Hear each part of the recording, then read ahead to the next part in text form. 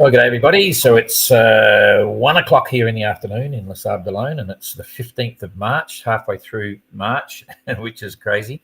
It's a grey, overcast day here today, but yesterday was pretty specky. Spring is coming, slowly but surely. And no big news. We've got some more sound clouds. We heard from Maiden. As you know, they got the water, and everyone else is having a bit of fun. In fact, the track is looking really exciting. It's quite fun to watch what's happening. And we've got quite a few people commenting this is an unusual race, mainly because no one's got the same routing programs, not using computers.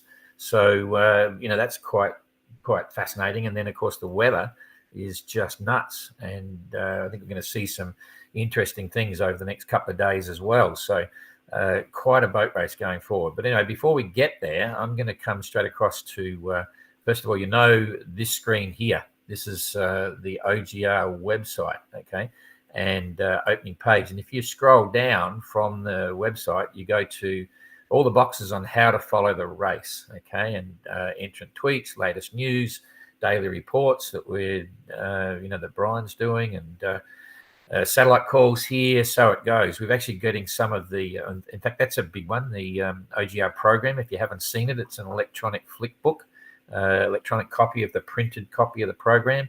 And we've got all the entrant onboard footage, technical boat galleries, and we've got some tours now. We've done the majority of the boats with video tours. We release one a week or a couple a week now. That we did in Punta, so watch that. But this is the other big one now. I'm going to start to really focus on this going forward. It's the Bayonet platform, all right, and it's pretty much a done deal now. It's up and running, okay. So I'm just going to quickly walk you through a couple of things, just so you can get the idea of what it does and how it works, because it's really quite exciting in its own way, because it's a one-stop shop for following the race, all right. So if you pull down there, obviously you've got the name there, but if you pull down to that, you've pretty much got everything that you'll need to get a really good understanding. You've got all the usual statistics, time since the race start, time since leg 2, leg 3, leg 4, and you can see the boat positions here as well. So you can work out where any of the boats are. That's the first thing. At any time, you just hit that and it'll come up. It's just about to roll over with the latest input. So that's a boat position. But then if you look on here, you can see these little sound bites. So, and they're alongside the boat. So if we hit that sound. Hello, it's OGR. Yeah, so. Hello, Don. Okay, so that was the last. Not bad. How are you? Bite, right? So there's a sound bite. And if you want to watch a video, okay, so you come across here, translated 9, you hit the video icon right next to it, and you go straight to the onboard video stuff, right? So, that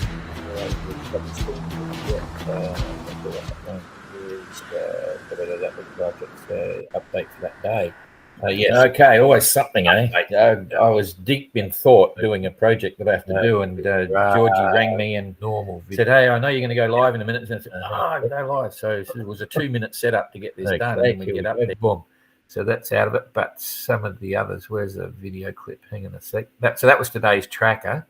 Okay, so I'm not seeing the other videos there yet. Could be because they've possibly not quite loaded yet. Anyway, you've got videos there, okay? So that might be taking a while to load that one. So you can get to the videos as well from the front console here, the platform. You've got all the social media bits here. You can get onto it there. Here comes Facebook. You can get Instagram, all the rest of it down the side here as well. So, boom. Okay, so you can play with that. Now I got to get back here. Important dates, right? And you've got about the OGR, all that sort of stuff. Over the other side, you've got the leaderboard. Again, same situation. So that's pretty cool.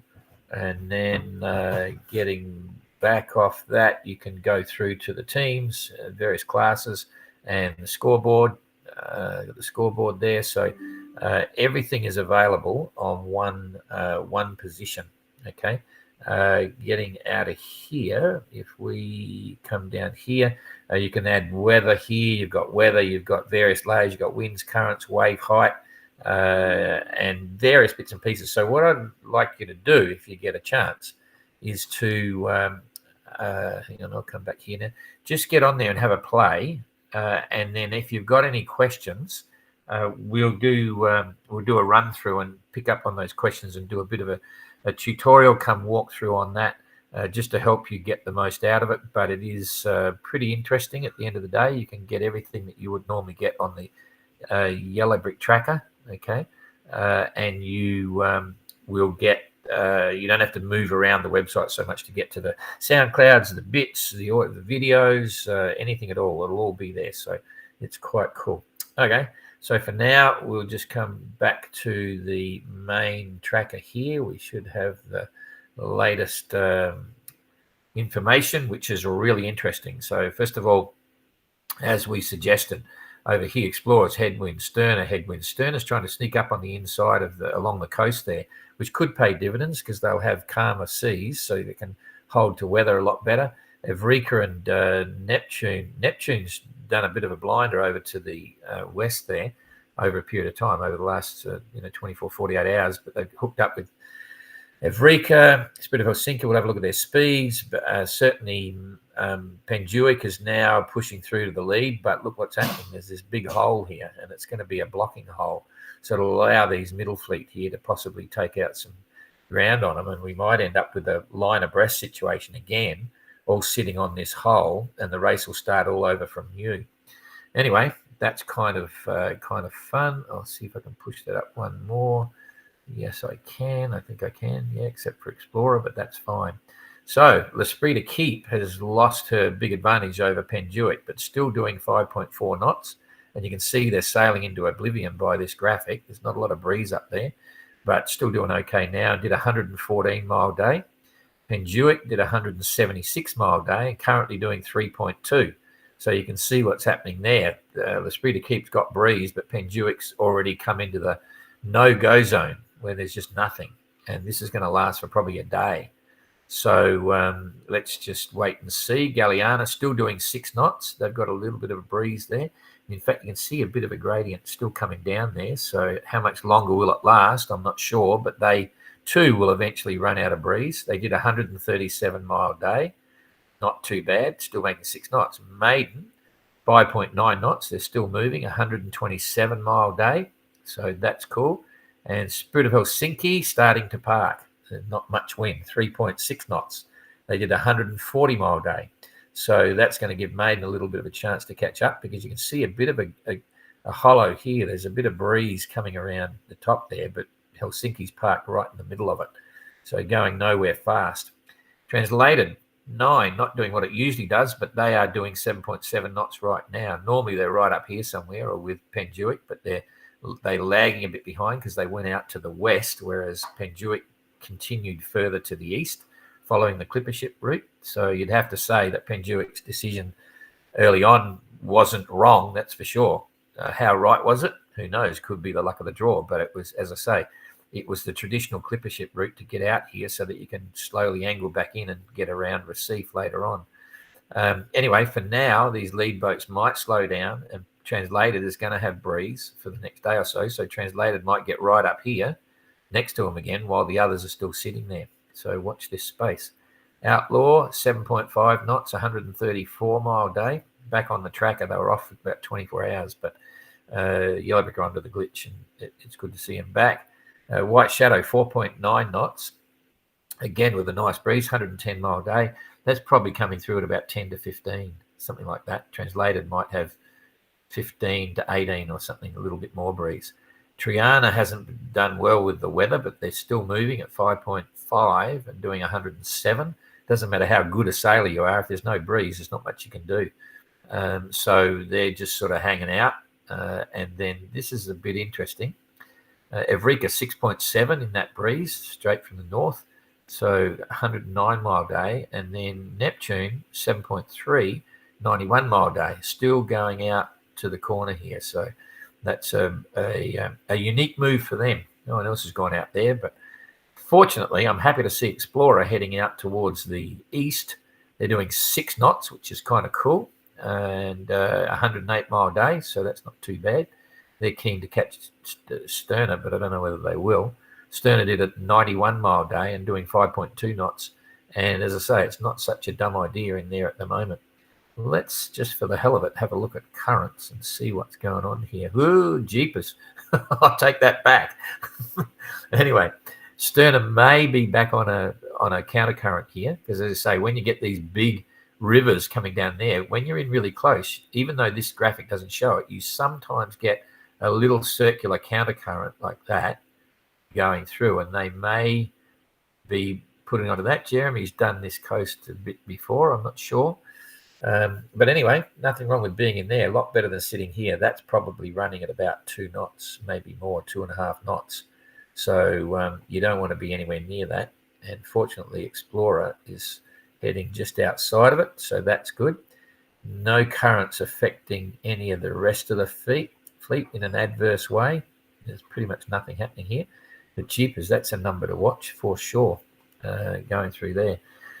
So wind temperature, let's see what's happening. Okay, it's getting warmer. It's about 27 to 29, I reckon, and slowly climbing.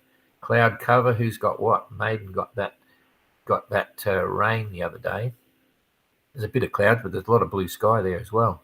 It's all blue sky here, so they'll be enjoying it. Explorer as well. That's cool. What else can I show you here? Wave height, that'll just be blue. Yeah. So at worst, they've probably got 2 meters. At best, you might have 1.5 meters or something.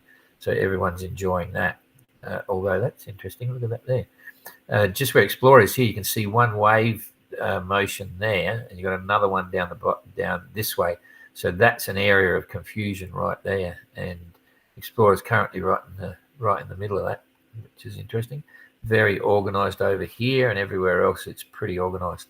So back to the wind, we'll walk it through for a couple of days and try and determine what's going to happen in the next few days for the weather. And looking at the big picture, just so you can see, come down one more. Okay, so here's, I'll go down another one. Okay, so here's Cape Town. There's the other side of the world, and there is no distinct South Atlantic high.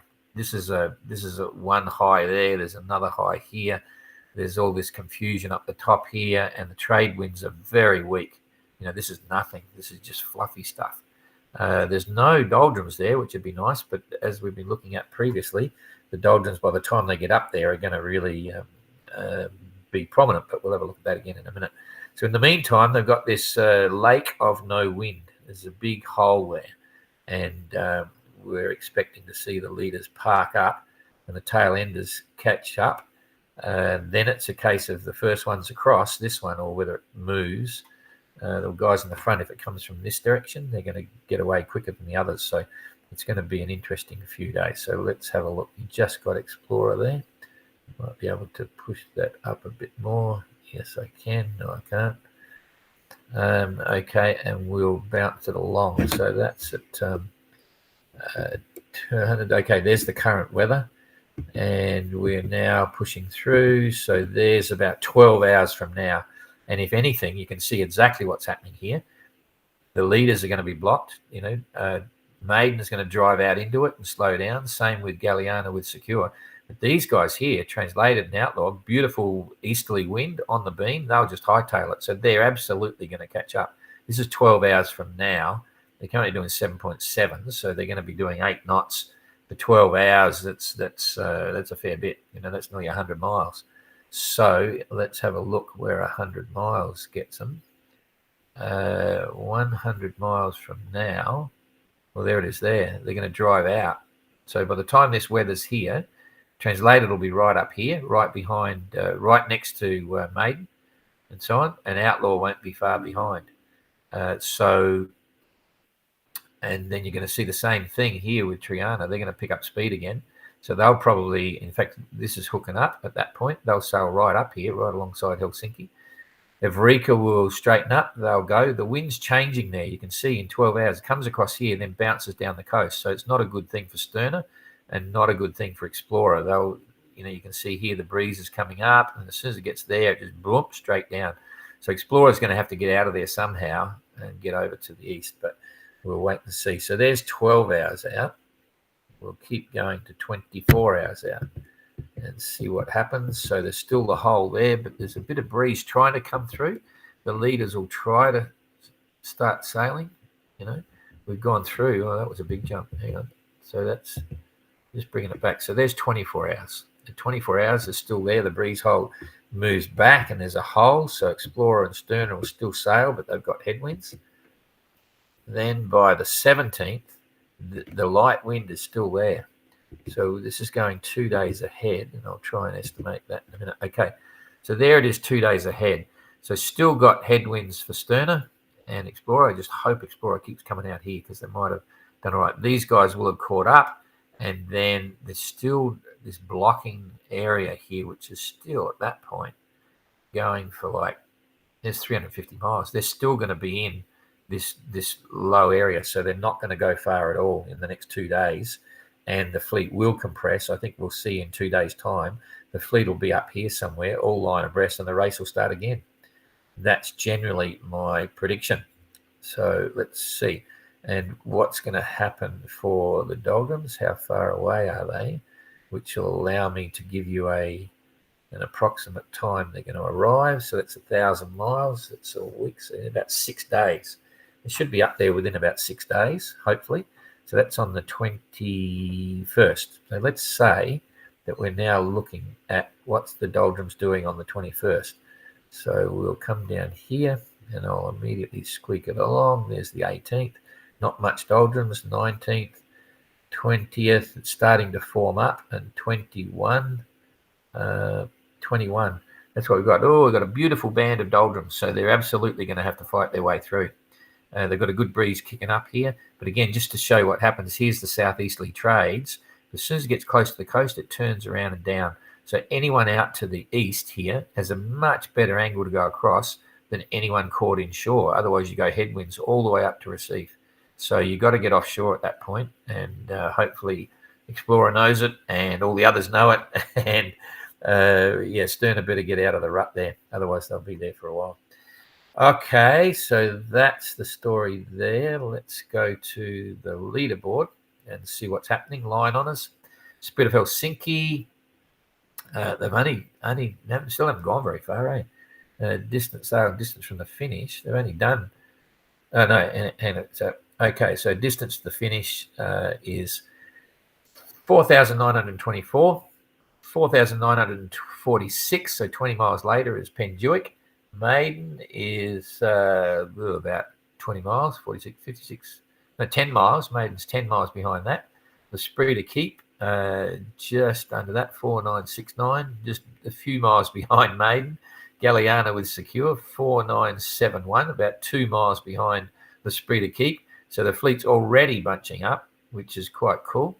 50 miles later is Translated 9, and then it goes down to Triana and so on. So, everyone's still close together as a fleet. Makes for great racing, I've got to say. Good fun.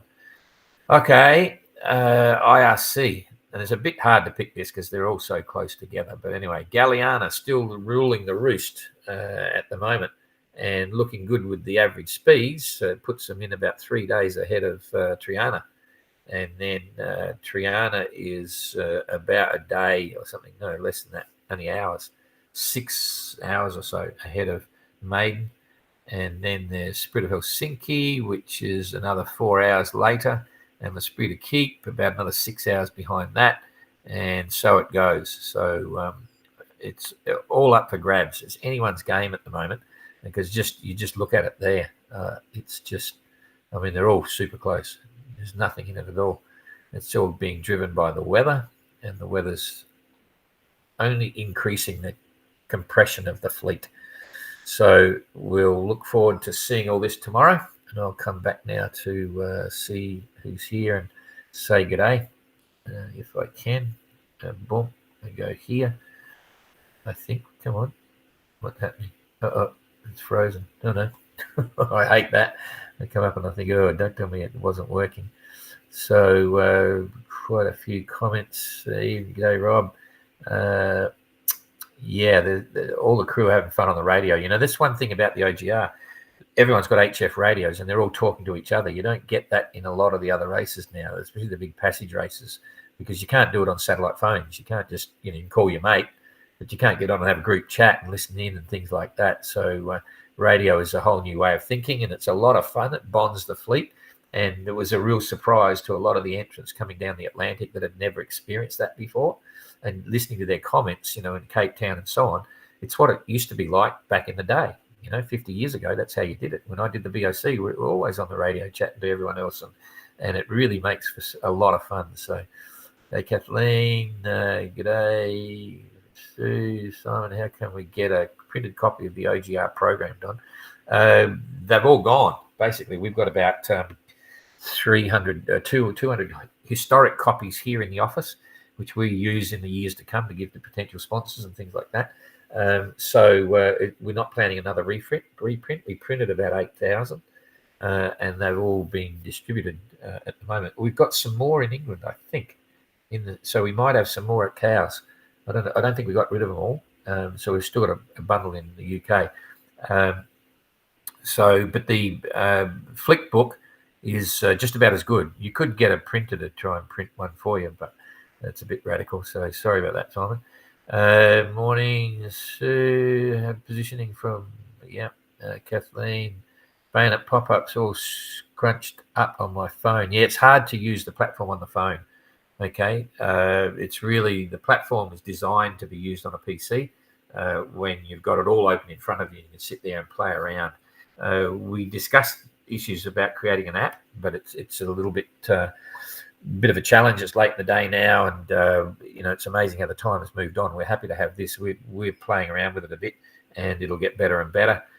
But it's worth a look in if you've got a computer. You want to sit there and get everything in one spot, and it'll become more and more sophisticated. This is a trial run, and let's wait and see how that goes. We'll be interested in your comments later on.